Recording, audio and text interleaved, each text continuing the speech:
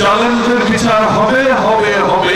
ক্ষমতা চলে যাওয়ার পর সরকার পরিবর্তনের পর যেন পালায় যেতে না হয়। মৃত্যুর পর মানুষ যেন দোয়া করে, যেটা শহীদ জিয়ার জন্য হয়েছিল, সেটা মওলানা ভাসানীর জন্য হয়েছিল, যেটা আরাফাত রহমান কবুর জন্য আমরা আফসোস করেছি, বহুবার দোয়া করেছি।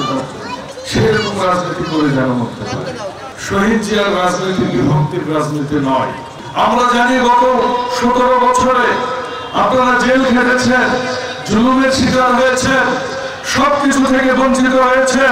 সন্তানদেরকে চাকরি দিতে পারেননি, বাসায় খেতে পারেননি, বৃদ্ধ মায়ের সাথে কথা বলতে পারেননি, স্ত্রীর সাথে আপনারা থাকতে পারেননি, জেলখানায় জীবন কাটিয়েছেন। ওই সেই কবির ভিটায় সয়ের নিচে থেকেছেন, সেখানেও আপনাদেরকে নিস্তার দেয়নি এই রুশ ভারতের দালালেরা, এই হাসিনা গংরা, এই ভারতের এই দেশের আধিপত্যবাদকারীরা, এই ইসলামের শত্রুরা, এই হিন্দুদের শত্রুরা।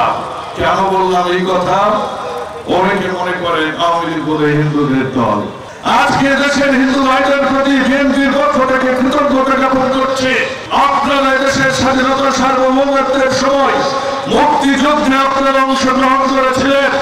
আপনারা দেশের সন্তান এবং সবশেষ 24 সালে ভারতের মিডিয়ার বিরুদ্ধে আমার হিন্দু ভাইয়েরা যেভাবে প্রতিরোধ করে তুলেছিলেন, আপনাদেরকে বিএনপির পক্ষ থেকে আমার আন্তরিক ধন্যবাদ। হাসিনাকে গাল দিয়ে মজা পাই, অনেক আশা ছিল হাসিনার গালে একটু দূরে থাপ্পড়, আশা পূরণ হয়নি।